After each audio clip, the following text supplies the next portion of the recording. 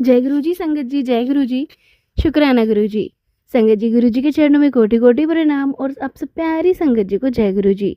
संगत जी, आज हम सब यहाँ पे गुरु जी का बहुत ही ब्लेसिंग्स भरा सत्संग सुनेंगे, जिसे सुन के आपके मन को बहुत शांति मिलेगी और बहुत ही ब्लेसिंग्स भरा सत्संग है। तो गुरु जी की ब्लेसिंग्स पूरी लेने के लिए सत्संग को लास्ट तक ज़रूर से सुनिएगा संगत जी। तो चलिए संगत जी, सत्संग को स्टार्ट करते हैं। आज का जो सत्संग है वो पुरानी संगत का है, तो संगत जी सत्संग को लास्ट तक ज़रूर से सुनिएगा। तो चलिए स्टार्ट करते हैं।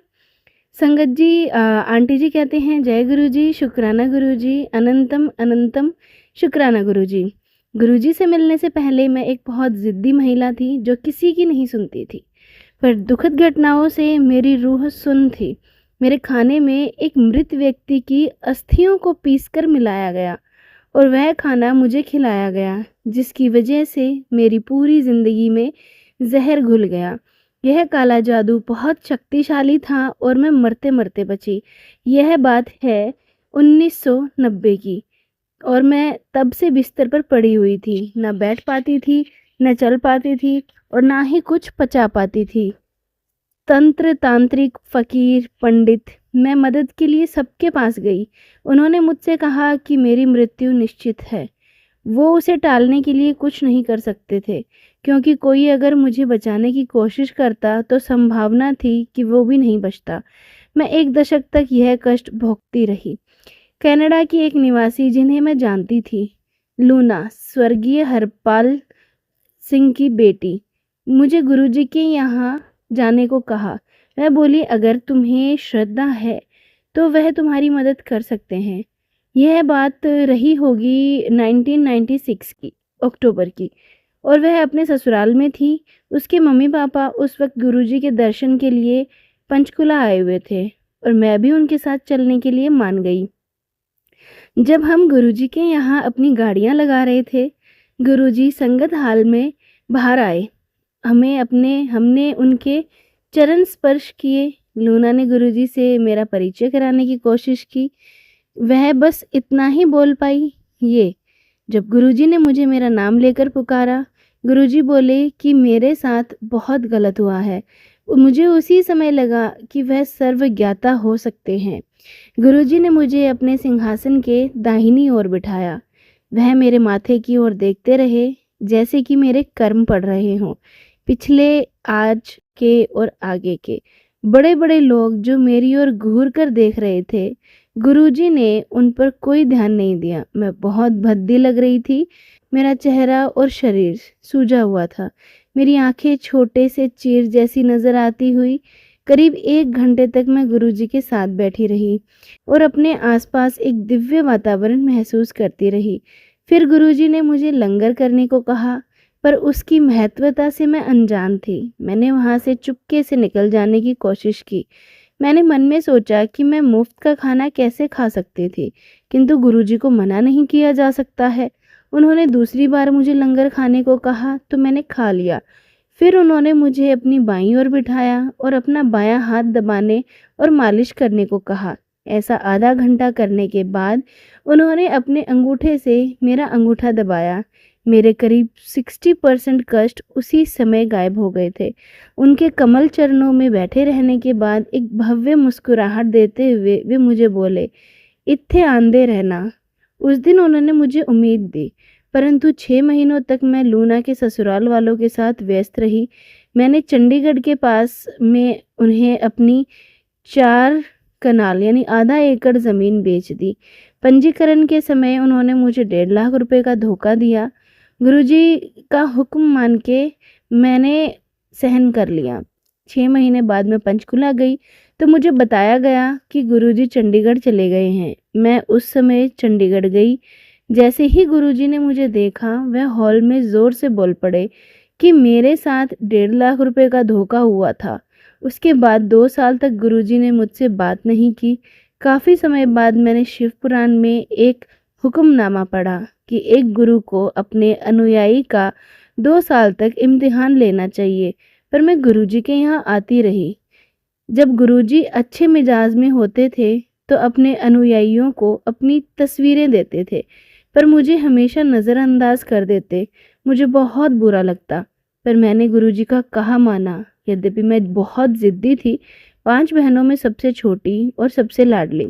मैं संगत के लिए रोज़ शाम को 7 बजे पहुंच जाती। 2 साल बाद एक दिन मुझे देर हो गई। उस दिन मुझे संगत ने बताया कि गुरुजी बार-बार में मेरे बारे में पूछ रहे थे। उन्होंने कम से कम 10 बार मेरे बारे में पूछा कि मैं आई हूँ या नहीं। मैं शॉक थी। उस दिन गुरुजी बहुत अच्छे मिजाज में थे। दुनिया में आगे जाकर क्या-क्या घटनाएं घटेंगी, घंटों तक वह उसकी भविष्यवाणी करते रहे। उस दिन जो संगत ने सुना, आज वह अखबार में पढ़ने को मिलता है। मैंने हाथ जोड़े और कुछ पूछने के लिए उनकी आज्ञा ली और पूछा, गुरुजी क्या मैं इतनी बदकिस्मत हूँ कि आप मुझे अपनी तस्वीर तक नहीं देते? वह बोले, तेनू तस्वीर दी कोई लोड़ नहीं, मैं तेरे दिल विच बसता हाँ। उनका ऐसा बोलना मुझे छू गया। मुझे समझ आया कि वे भगवान हैं, क्योंकि भगवान ही हमारे दिलों में बसते हैं। पर फिर भी उन्होंने मुझे अपनी एक छोटी सी तस्वीर दी, यह कहते हुए कि यह उनकी आईडी है। मैं उसे हमेशा अपने साथ रखती हूँ। मैं सोते समय हमेशा उसे अपने तकिए के नीचे या फिर अपनी पोशाक पर पिन से लगा लेती हूँ। उनसे मुझे बुरी नज़र सुरक्षा महसूस होती है। मैंने गुरुजी की तस्वीर अपने बेडरूम में रखी थी और वहाँ पूजा करती थी। कुछ समय में उस तस्वीर से 2 जीवित आंखें प्रकट हुई। वह बड़ी और सुंदर थी। मुझे उनसे डर नहीं लगा। मैं उनसे पूछती रही कि क्या वह ब्रह्मा, विष्णु या महेश है, और वह बस थोड़ा सा पलकें झपका लेती। फिर उनमें से रोशनी निकलने लगी। वो दिव्य नेत्र मेरे लिए जीते जागते प्रमाण थे कि गुरुजी भगवान शिव का अवतार हैं। गुरुजी के यहाँ जाने से पहले मैं बाबा चरणदास के पास गई थी, जो राधा स्वामी जी के प्रमुख हैं। अमेरिका में मेरा एक फ्रेंड है और मैं उसके द्वारा बाबा से मिली। राधा स्वामी जी को बहुत मानता था और भारत पर भी अनुसंधान करने आया था। वह चाहता था कि मैं बाबा चरणदास से मिलूं। मैंने उस पर जोर डाला कि पहले हम होशियारपुर जाएंगे, जहां मैं भृंगु संहिता यानी कि भृंगु ऋषि द्वारा लिखी गई है। माना जाता है कि इस किताब में पूरे विश्व के लोगों के जन्म के लेखा चित्र हैं और उस पर आधारित भविष्यवाणी की जाती है। इस पे सवाल रखूंगी। यह मेरा तरीका था उन्हें परखने का, जिससे मेरा बहुत मानना था। एक पठन निकला कि हम दोनों के लिए बहुत शुभ दिन था। संहिता से पहले मुझे बताया गया था कि मैं एक देवी थी, जिसका पृथ्वी पर जन्म लेने का बस एक ही उद्देश्य था, मोक्ष की प्राप्ति। मुझे यकीन हो गया कि वहाँ मुझे स्वीकारेंगे नहीं, इसलिए मैं बाबा चरणदास से मिली।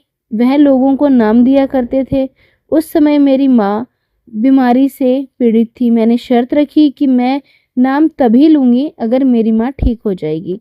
वे मान गए और मुझे दीक्षा मिली, लेकिन कुछ ही समय में मेरी माँ का देहांत हो गया। मैं निराश हो गई। मैं बचपन से ही सूक्ष्मदर्शी रही हूँ और सपने में आने वाली घटनाएं देख लेती हूँ। कभी कभी मुझे दिव्य वाणी, आकाशवाणी भी सुनाई देती है। मैंने भगवान से पूछा कि क्या बाबा भगवान थे। दिव्यवाणी ने मुझसे कहा कि वह उसी मार्ग पर थे। हम सभी उसी मार्ग पर हैं। मुझे याद है कि मैंने ऐसा सोचा और फिर मैं उनकी अनुयायी नहीं रही। गुरुजी से मिलने के बाद मैंने फिर से दिव्यवाणी की तरफ रुख किया। दिव्यवाणी से मैंने पूछा कि वे कौन हैं। मुझे जवाब मिला, वे स्वयं भगवान हैं। इस आकाशवाणी के बाद बिना किसी संदेह के मैं गुरुजी को पूजने लगी। गुरुजी मुझे चमत्कार दिखाते रहे। उनकी छोटी सी तस्वीर को देखते हुए मैं चिंतन में चली जाती। तस्वीर की आंखें झपकने लगती और माथे से रोशनी निकलती। मैंने फिर अपने भीतर ही जवाब ढूंढे और भगवान से प्रार्थना की। मुझे पता चला कि वह कौन है, मेरा इस जीवन के परम उद्देश्य क्या है। मैं संगत जी गुरुजी अपनी गद्दी पर विराजमान थे।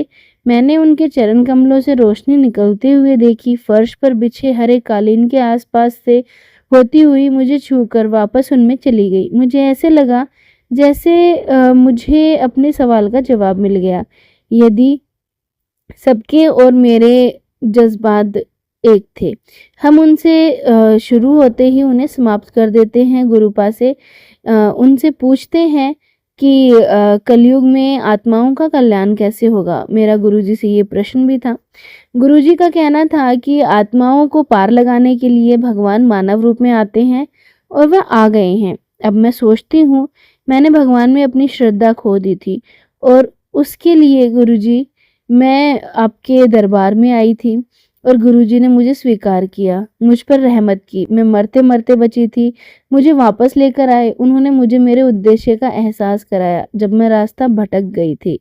जब से मेरे ऊपर काला जादू किया गया था, मेरी त्वचा काली पड़ गई थी। गुरुजी से जुड़ने के करीब 2 साल बाद एक दिन लूना के पिताजी ने मुझे बुलाया, गुरुजी के सामने बिठाया। गुरुजी ने एकदम मेरी त्वचा पर बोला। मैंने पलटकर जवाब दिया, अगर भगवान ने ही मुझे बदसूरत बनाया तो इसमें मेरी क्या गलती है? गुरुजी बोले कि अगर भगवान ने मुझे काला बनाया तो वो भी तो मुझे गोरा बना सकते हैं। फिर उन्होंने मुझे चाय प्रसाद लेने को कहा। धीरे-धीरे मैं उनके आशीर्वाद की प्राप्ति होती गई और मेरी त्वचा साफ होती गई। एक दिन उन्होंने मुझे अपने पास बिठाया और गुरुजी ने मुझे लंगर प्रसाद करने को कहा। मेरी जो दर्द था, मेरे जो टाँगों में दर्द था, वो ख़त्म हो गया। जो भी कष्ट था, वो सारा ख़त्म हो गया। मैं जितनी बेचैनी महसूस करती थी, अब मुझे उतनी बेचैनी महसूस नहीं होती है। सारी चीज़ें गुरुजी ने मेरी ठीक कर दी थी। गुरुजी महाशिव हैं, गुरुजी का बहुत-बहुत शुक्राना। संगत जी, ये था सत्संग जो आंटी जी का सत्संग था पुरानी संगत का। एक और सत्संग आपके साथ शेयर करते हैं, जो एक आंटी जी ने हमें लिख के भेजा है। आंटी जी कहते हैं, जय गुरुजी, शुक्राना गुरुजी, अनंतम अनंतम शुक्राना गुरुजी। संगत जी, गुरुजी के चरणों में कोटि-कोटि प्रणाम और आप सब प्यारी संगत जी को जय गुरुजी। संगत जी, मैं अपना शुक्राना सत्संग आप लोगों के साथ शेयर करना चाहती हूँ। मेरा शुक्राना बहुत ही ब्लेसिंग्स भरा है और गुरुजी हमेशा मुझे बहुत सारी ब्लेसिंग्स देते हैं। तो संगत जी, शुक्राना लास्ट तक ज़रूर से सुनिएगा। संगत जी, गुरुजी के मंत्र जाप के साथ शुक्राना शुरू करती हूँ। ओम नमः शिवाय, शिवजी सदा सहाय। ओम नमः शिवाय, गुरुजी सदा सहाय। संगत जी, मेरा बेटा बाहर गया हुआ था काम से, उसे बहुत दिन हो गए थे। वहाँ पर मुझे बहुत ज़्यादा चिंता हो रही थी। वैसे तो बात तो हमारी हो रही थी, पर काफ़ी दिन हो गए थे तो थोड़ा परेशान होने लगे हम। मैंने कहा, बेटा आ जाओ। अब एक दिन रात वो बाहर कहीं जा रहे थे तो गाड़ी रुक गई, चली ही नहीं। फिर उन्होंने उसे कहा कि किसी गैरेज में ले गए थे, वहाँ दिखाया तो कहा सुबह देखेंगे ठीक हो जाएगी। अगले दिन सुबह वह अपने आप चल गई। चेक तो किया था मैकेनिक ने, शायद फिर कुछ चेंज नहीं किया होगा, इतना तो मुझे नहीं पता। फिर बेटे ने कहा, हम आ रहे हैं मम्मी। पहले थोड़ा जिसके साथ काम है उनसे मिल वहाँ गए। पेमेंट ट्रांसफ़र नहीं हो पाई थी, फिर उन्होंने फिर कहने लगा कि मम्मा कल आता हूँ। पहले पैसे ट्रांसफ़र करवा लूँ, अगले दिन भी काम नहीं हुआ। वह रात को खाने के लिए बाहर गए तो गाड़ी रास्ते में ही रुक गई। संगत जी, फिर गाड़ी को गैरेज में ले गए। पता नहीं संगत जी क्या कष्ट था जो गुरुपा ने काट दिया।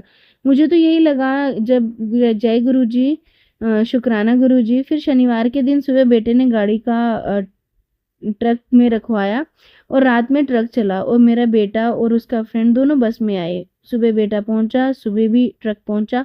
बेटा मेरा देख कर आया, गाड़ी उसे अभी गैरेज में रखा है, देखते हैं कब तक गुरुजी ठीक करेंगे। जल्दी हमारी गाड़ी बिल्कुल ठीक हो जाएगी। संगत जी, उस दिन मुझे बहुत पीले रंग की तितलियां दिखाई दे रही थी, ब्राउन एंड वाइट डॉट्स की भी दिखाई दे रही थी। जय गुरुजी, शुक्राना गुरुजी। मेरे पूरे परिवार की तरफ से गुरुपा आपका बहुत बहुत शुक्राना। मेरा बच्चा घर आ गया, तब मेरे को थोड़ा चैन मिला। मेरी बेटी, मेरे हस्बैंड सब बहुत परेशान हो रहे थे। संगत जी, मेरे बेटे की रक्षा मेरे गुरुजी महाराज ने की है, उसके लिए गुरुपा आपका बहुत बहुत बहुत शुक्राना, अनंतम अनंतम शुक्राना। और संगत जी, सत्संग को यहीं विराम। भूल चूक हो गई हो तो क्षमा करना गुरुपा, हम आपके बच्चे हैं। जय गुरुजी, शुक्राना गुरुजी। मेरे परिवार में और मेरे बेटे पर सब पर अपनी कृपा बरसाए रखना। जय गुरुजी। संगत जी, ये था सत्संग जो हमने आपके साथ शेयर किया। अगर आप भी अपना सत्संग शेयर करना चाहते हैं, हमें लिख के भेज सकते हैं, रिकॉर्ड करके भेज सकते हैं। तो चलिए संगत जी, मिलते हैं अगले सत्संग में। जब तक के लिए जय गुरुजी, शुक्राना गुरुजी।